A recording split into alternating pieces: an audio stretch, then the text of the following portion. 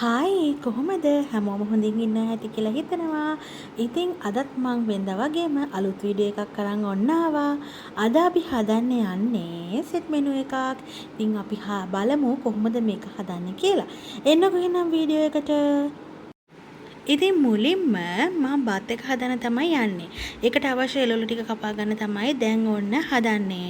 ඉතින් මම මේකට අරගන්නවා ලීක්ස්, කැරට් ඒ ටික තමයි ගන්නෙ. ඉතින් මේ ලීක්ස් ටික මම මෙන්න මේ විදිහට කපා ගන්නවා. මේක මම අද කපන්නේ දික් අතට.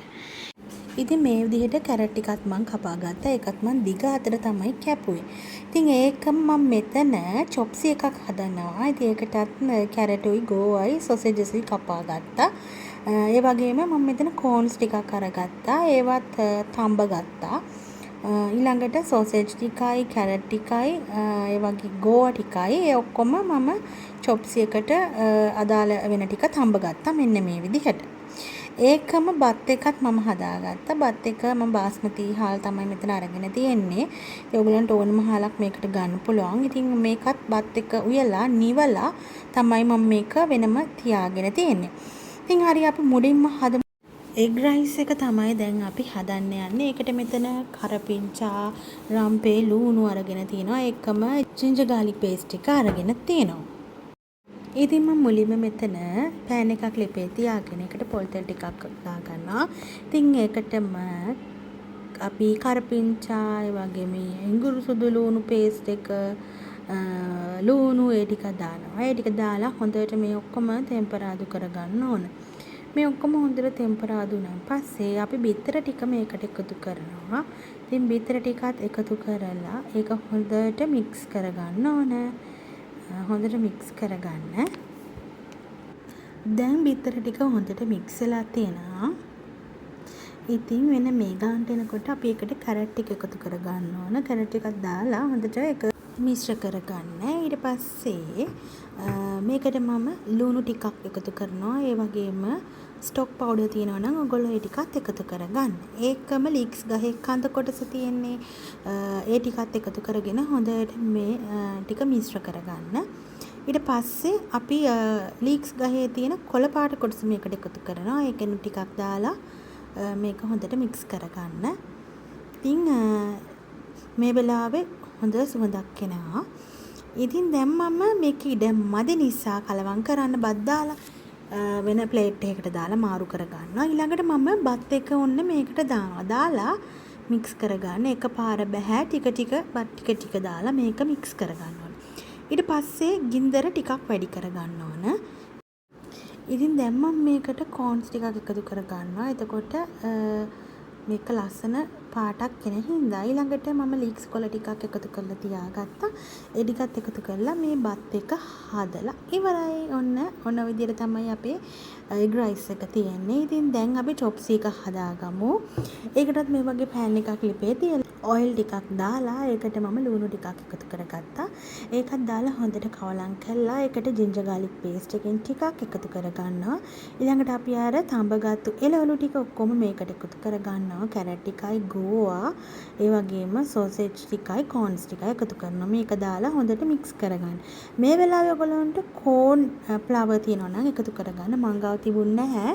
ඒ නිසා මම එකතු කරගත්තේ ආටා පිටි. ආටා පිටි ටිකට ලුණු ටිකක් දාලා වතුර ටිකක් දාලා හොඳට මික්ස් කරලා මම මෙන්න මේ විදිහට මේකට එකතු කරගත්තා. ඉතින් හොඳ උකුවට මේක එනවා. ඔයගොල්ලන්ටත් මේ විදිහට එකතු කරගන්න පුළුවන්.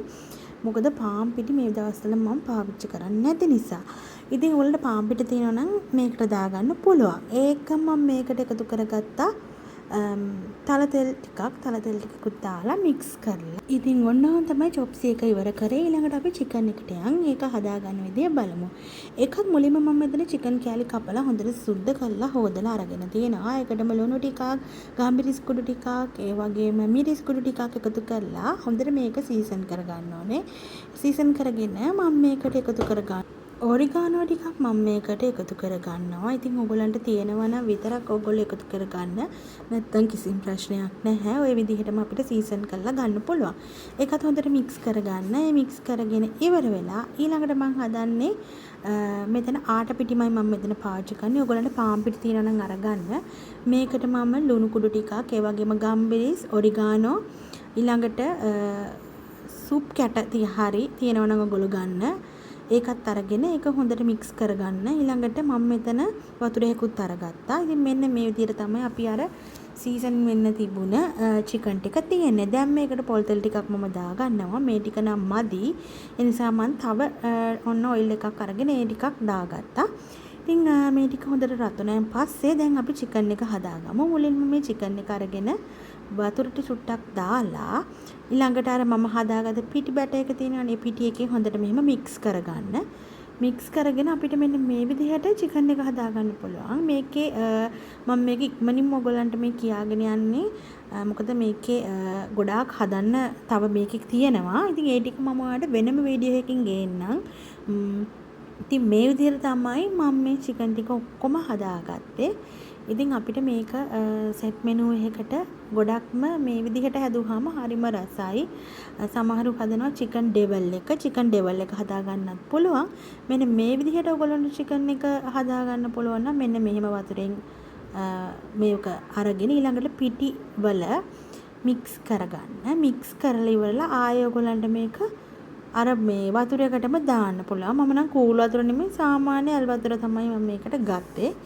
ඊපස්සේ ආයෙත් අපි අර මේකේ දවටලා අරගෙන මේ විදිහට මේ හදා ගන්න පුළුවන්. ඕනනම් ආයෙත් දෙපාරක් අපිට කෝට් කරගන්නත් පුළුවන් අර වතුරයකට දාලා. මෙන්න මේ විදිහට තමයි මම චිකන් ටික බැදගත්තේ. ඉතින් ඔක්කොම චිකන් ටික බැදගත්තා. සමහර අය කියන්න පුළුවන් මෙන්න මේ ක්‍රමේ නම් මේ විදිහට එන්නේ නැහැ කියලා. නමුත් අපි KFC හදන විදිහටම මේක එනවා. මොකද කලින් වීඩියෝ එකත් තියෙනවා මම මගේ හස්බන්ඩ්ට මේ වගේ එකක් හදලා ගිහින් දෙනවා. ඒකත් KFC නෙවෙයි. ෂෝට් වීඩියෝ එක ඇති ඔයගොල්ලෝ බලන්න. ඒකේ මම ওই විදිහටම තමයි හැදුවේ. හැබැයි ඒක නම් හදලා තියෙන්නේ පාන් පිටි වලින්.